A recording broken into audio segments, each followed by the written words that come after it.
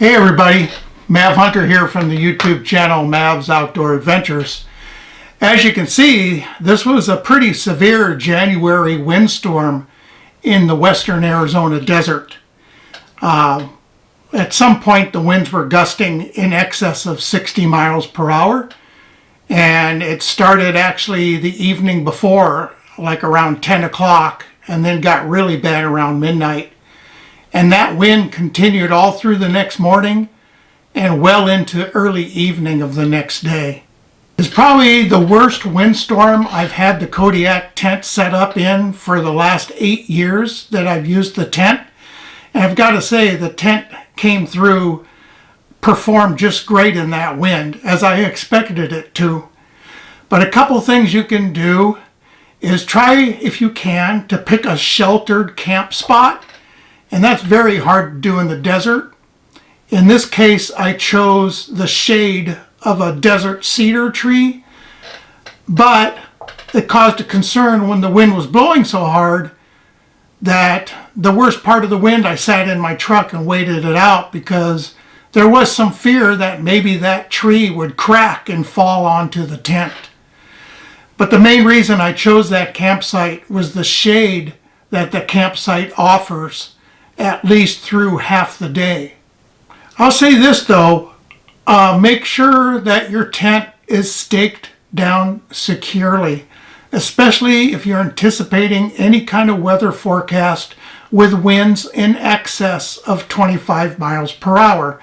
As you can see by my previous videos on the Kodiak Canvas Tent listed at the end here, I prefer on the four corners to use these 10-inch lag bolts, which I put in with a drill. You can see that on a previous video.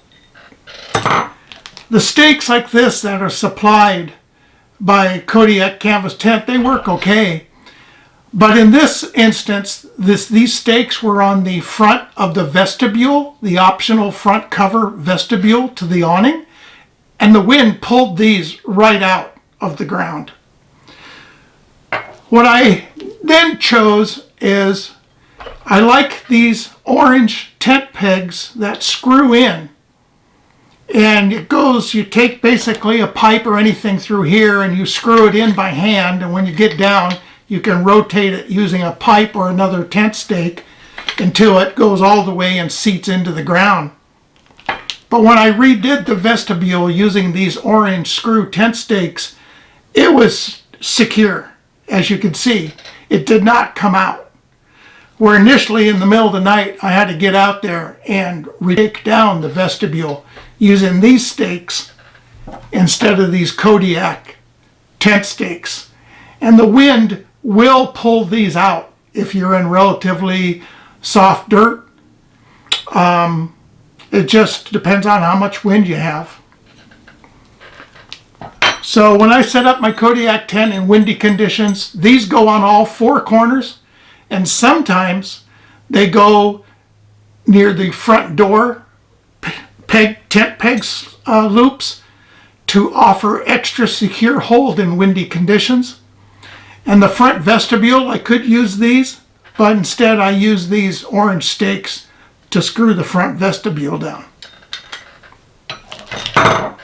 So in high winds, try to choose a sheltered location. If that's not possible, make sure to securely stake your tent down, including the awning and any front vestibule.